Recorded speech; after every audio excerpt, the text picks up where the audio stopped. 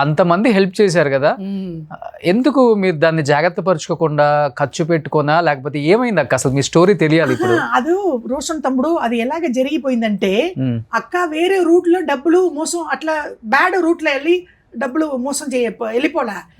నేను అక్కడ కారైకుడి నుంచి హైదరాబాద్, తర్వాత ఇక్కడ ఇల్లుకు అడ్వాన్సు, తర్వాత ఇక్కడ మంచము బీరువో, ఇట్లా ఇల్లు ఇంటికి ఇది వండుకుంటే ఇది ఏం చెప్తాము, వండుకు తినేదికుంటే ఇది ఇదంతా తీసుకుంటున్నాం కదా.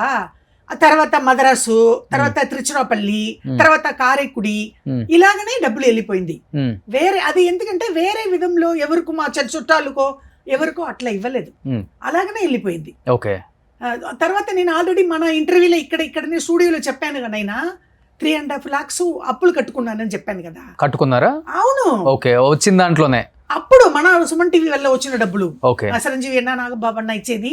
అప్పుడు మొత్తం 7.5 లక్షం వచ్చింది కదా, 7.5 lakh వచ్చింది అప్పుడు, వచ్చింది కదా. అప్పుడు దాంట్లో అలాగనే పోయింది డబ్బులు. 3.5 lakhs అప్పులు కట్టేసా.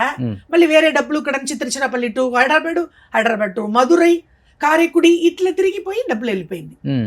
కానీ మీకు ఎక్కడైనా రెంటే కదా, మళ్ళీ ఎందుకని హైదరాబాద్ నుంచి మళ్ళీ ఊరు వెళ్ళిపోయి అక్కడ ఇబ్బందులు పడుతూ మళ్ళీ వీడియోలు చేస్తున్నారు? మరి హైదరాబాద్ లో ఎందుకు ఇక్కడ ఏమి పని రాలేకుండా వెళ్ళిపోయానంటే 10,000 అద్దె, అక్కడ కరెక్ట్ గా 10,000 అద్దె కట్టుకోవాలి, మరి తినాలి, మరి ఇక్కడ వర్క్ ప్రాపర్ గా రాలేదు కదా.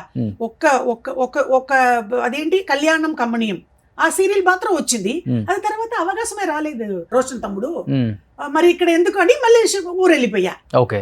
అక్కడికి వెళ్ళి మళ్ళీ అద్దెకి ఇల్లు, అడ్వాన్స్, అక్కడ బీరువో, అక్కడ మంచము, ఇక్కడ తీసేది ఇక్కడే వదిలేసి, ఇలాగనే అయిపోయింది నాయన.